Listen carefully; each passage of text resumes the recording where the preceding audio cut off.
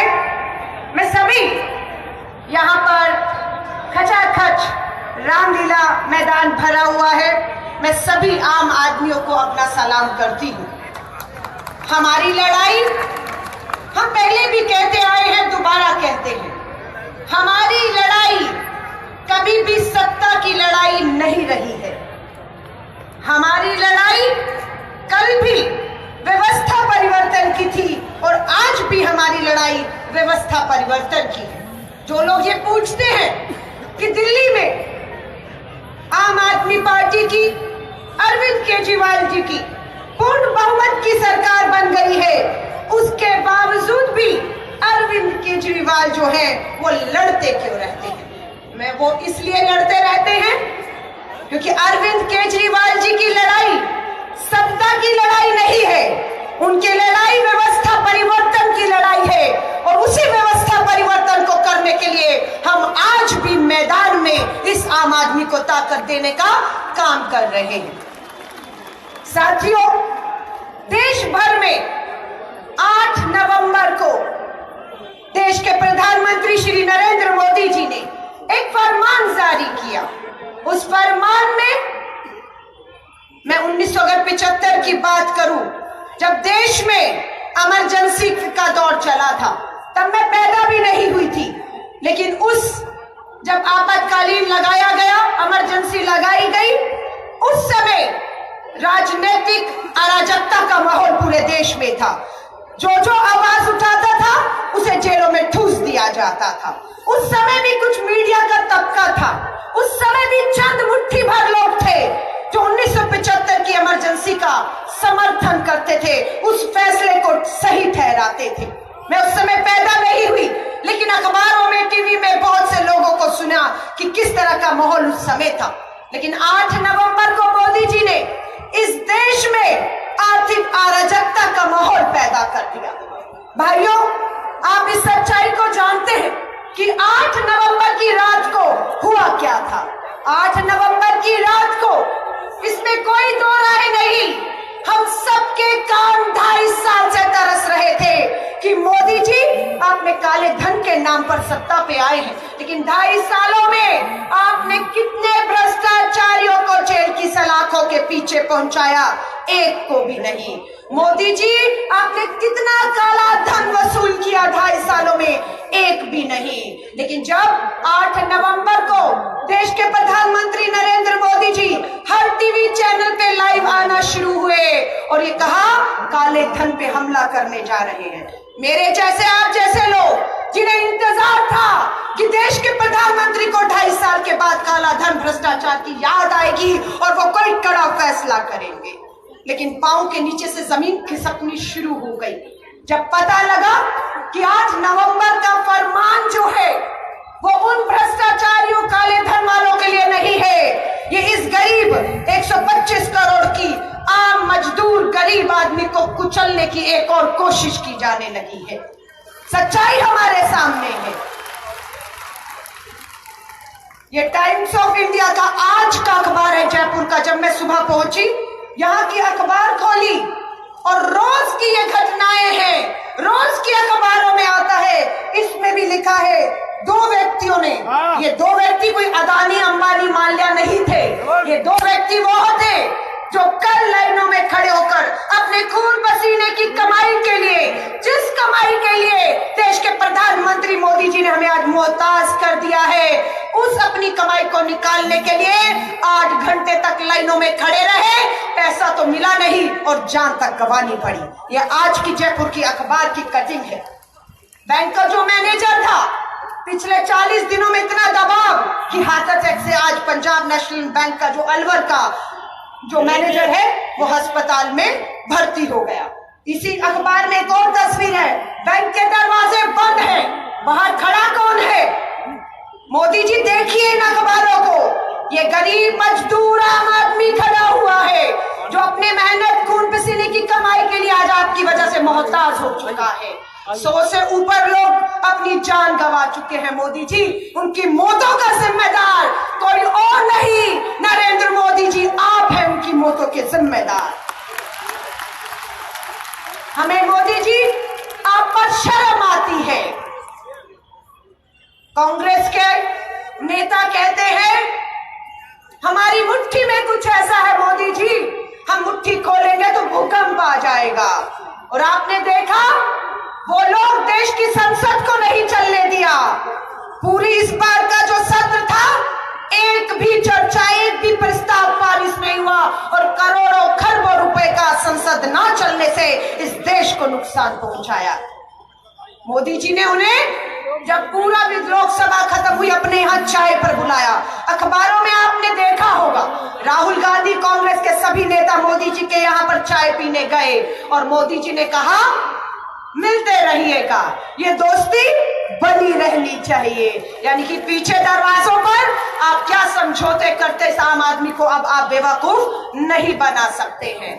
नरेंद्र मोदी जी ने अगले दिन घोषणा की, उस घोषणा का एक राजनीतिक पार्टी होते हुए अभी हम सब विरोध करते हैं। वो घोषणा क्या थी? पहली घोषणा ये देश के प्रधानमंत्री ने की कि जितने देश के राजनीतिक दल हैं उन्हें सूचना के अधिकार कानून से बाहर रखा जाएगा। क्यों बाहर रखा जाएगा? क्या छुपाना चाहते हैं? जो आम आदमी आज सूचना के कानून के अधिकार के तहत आपका फंड, आपका पैसा, आपका काला धन, आपकी जानकारियां हासिल करना चाहता है, मोदी जी ने वो रास्ते आम आदमी के लिए बंद कर दिए। हम एक राजनीतिक पार्टी होते हुए इस बात की मांग करते हैं कि देश के जितने भी राजनीतिक दल है वो सूचना के अधिकार के कानून के तहत आने चाहिए, ताकि इस देश के आम आदमी को हक हो ये जानने का कि यहाँ टिकटें कैसे मिलती है, यहाँ पैसा किसका आता है, किसके पैसों से पार्टियां जो है बनती हैं और सरकारें चलती हैं। बिल्कुल हमें जानने का हक है। मोदी जी ने यह भी कहा कि 30 दिसंबर को इस देश के आम आदमी के लिए 500,000 के जो आपके खून पसीने मेहनत की कमाई है, अगर किसी का रह भी गया तो 30 नवंबर लास्ट तारीख है। आप उसके बाद अपना कोई भी किसी भी तरह का धन जमा 30 दिसंबर के बाद नहीं कर सकते। पर मोदी जी, हमें शर्म आती है ये दोबारा से आपके ऊपर। ये घोषणा आपने गरीब मजदूर और किसान आदमी के लिए की है। ये घोषणा उन काला धन वालों के लिए नहीं है, उनके लिए आपने दरवाजे आज भी खोल कर रख दिए हैं। और आप ये उन्हें कहते हैं कि अभी भी 30 दिसंबर के बाद भी अगर किसी के पास काला धन हो तो ले आइएगा, 50% आपका, 50 हमारा हो जाएगा। आप इस बात का समर्थन करते हैं या आप भी ये चाहते हैं कि देश के काला धन वालों के लिए भी 30 दिसंबर ही लास्ट तारीख होनी चाहिए? आज आपसे ये कहूंगी मैं, एक और इन्होंने कहा है, खुलासे करेंगे एक के बाद, सबूत रखेंगे। अरविंद केजरीवाल जी की मैं हिम्मत की दाद देती हूं। 8 नवंबर को नोटबंदी हुई, दिल्ली विधानसभा का विशेष सत्र बुलाया और इस विशेष सत्र में हमने एक एक कागज, एक एक सबूत रख दिया है। लेकिन जांच कौन करेगा?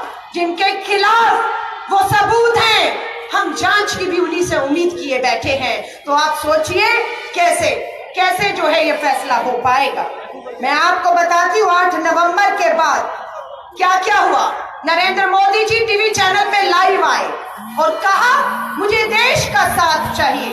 ये देश बिल्कुल खड़ा था आपके साथ, अब नहीं खड़ा है क्योंकि आपने इस देश के साथ धोखा किया है। आपने ये कहा था मैं काला धन खत्म कर देना चाहता हूँ, मैं भ्रष्टाचार खत्म कर देना चाहता हूँ, मैं देश से आतंकवाद खत्म करना चाहता हूँ। मैं आपसे पूछना चाहती हूँ 8 नवंबर से आज तक क्या आतंकवादी घटनाएं, क्या हमारे जवान जो शहीद हो रहे हैं पिछले 50 दिनों में क्या कोई भी एक शहीद नहीं हुआ? क्या आतंकवादी घटनाएं रुक गई? नहीं रुकी मोदी जी। मैं आपको बताती हूं, अभी हालिया में ही जम्मू कश्मीर में के नगरोटा में हमारे 8 जवान शहीद हुए। ये सिर्फ नगरोटा की अभी की नोटबंदी के बाद की हमारे जवानों की शहादत की कहानी है। मोदी जी, पठानकोट हम नहीं भूलते, हम उरी नहीं भूलते, हम नगरोटा नहीं भूलते हैं, लेकिन इन शहीदों के नाम पर उनकी आड़ में आप अपने काले धन को सफेद करने का काम कर रहे हैं। हकीकत है कि आज तक 29 हमारे जवान सरहद पर सिर्फ आपकी मोदी जी, आपकी कमी और नाकामियों की वजह से शहीद हुए हैं। इसका जवाब इसे देश की जनता आपको मांगना चाहती है। मोदी जी, आप पर शर्म आती है?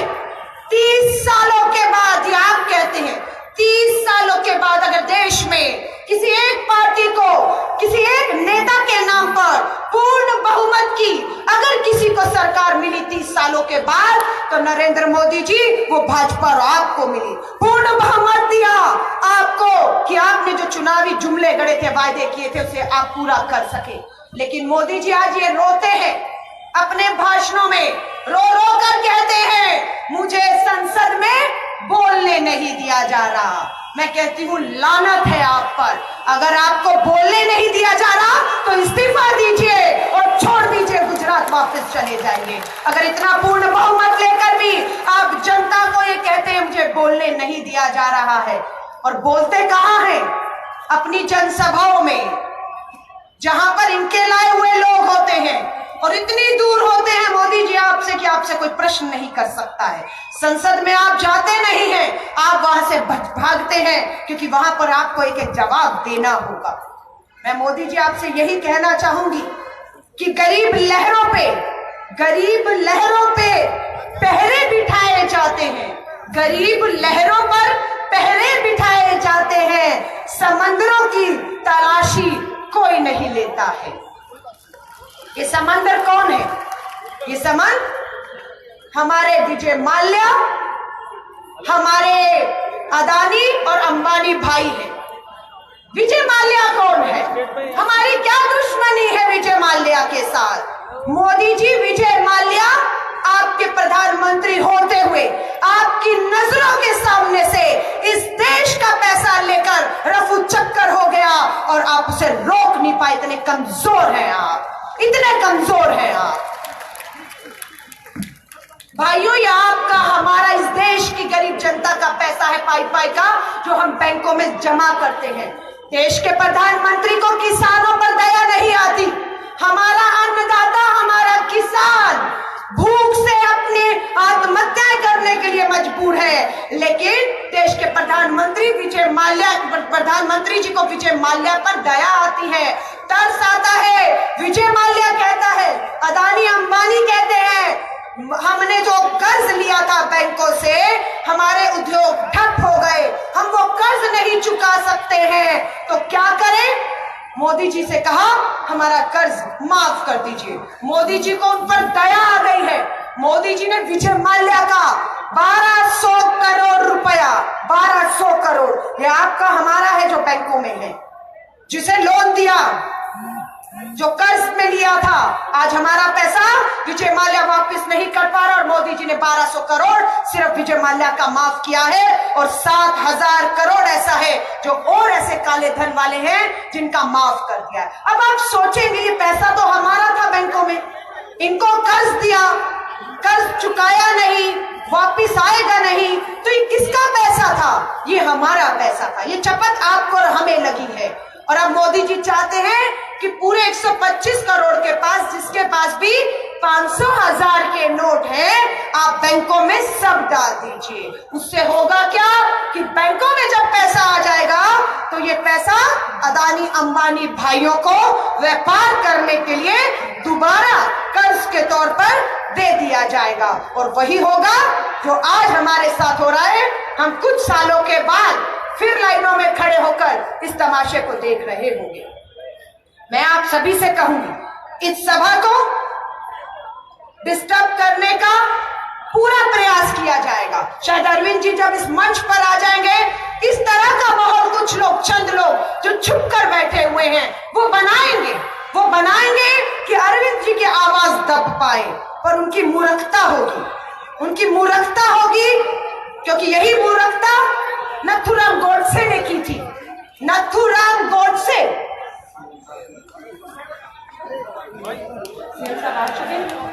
हमारे बीच में दिल्ली के मुख्यमंत्री, इस देश के 125 करोड़ के आम आदमी की धड़कन, दिल्ली के मुख्यमंत्री पूर्ण ऐतिहासिक बहुमत लेकर देश के इतिहास में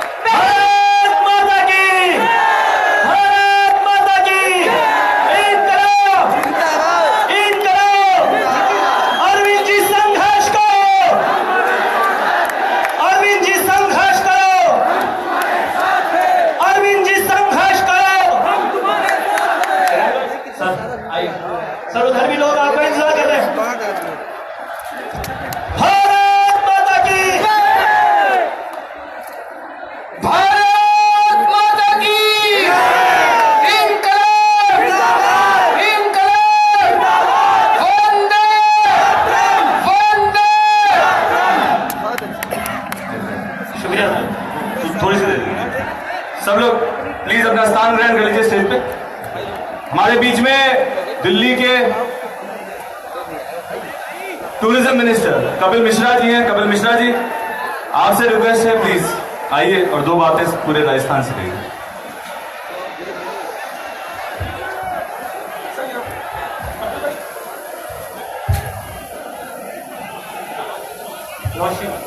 अरविंद जी को कौन कौन देखना चाहता है तो बैठना होगा। जो जो देखना चाहता है एक बार बैठ जाइए, बैठिए, एक बार बैठिए। सुनना कौन कौन चाहता है अरविंद जी को? जो सुनना चाहता है उसे तुरंत बैठना होगा अपनी जगह पर।